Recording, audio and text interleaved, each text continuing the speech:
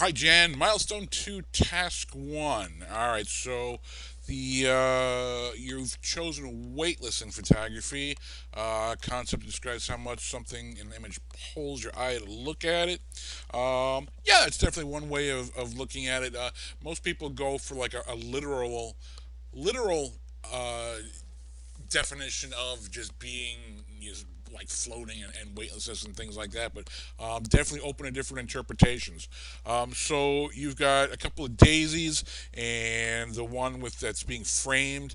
You wanted to the illusion that the picture frame with the daisy is fading and floating in mid-air inside the field of small daisies. So let's take a look over at what you've got here. Okay, so here we go with the field and the dark frame. I think for me, just two things is the frame. It kind of just gets lost. It's a little bit difficult to make out when you first open it up and take a look at it. I think maybe having it not so transparent would really help. The other thing is, let's get it out of the very center of the frame. If we kind of draw an X through the image, it's kind of right in the very center, what I tend to refer to as the bullseye effect. So shifting it over to one side or another on one of the 1/3 lines, it's really going to help with the composition. Um,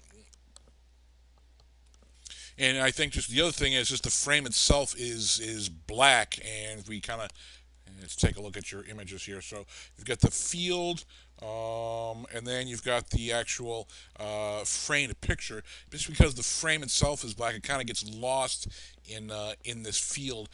So I don't know if maybe there was one that was had a white color to it or a lighter color to it, so it had some more contrast going on in between the actual frame versus the grass surrounding it. I think would be very helpful.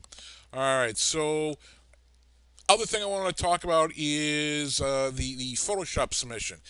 Just be a little bit careful when you do this. This took me forever to download it, and if we go up to image and go to image size, we'll see that it's an 11 by 14 at 300 pixels.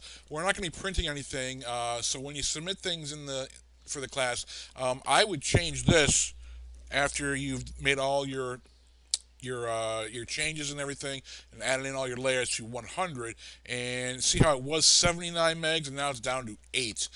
So this would fly by in terms of how much time it takes us to download it. So just be a little bit careful of that. Also remember for images, we're looking for some very specific metadata: file name and number, date, exposure, flash fire, did not fire, as well as exposure mode. So hopefully that makes sense. If you have any questions at all, please don't hesitate in shooting me an email.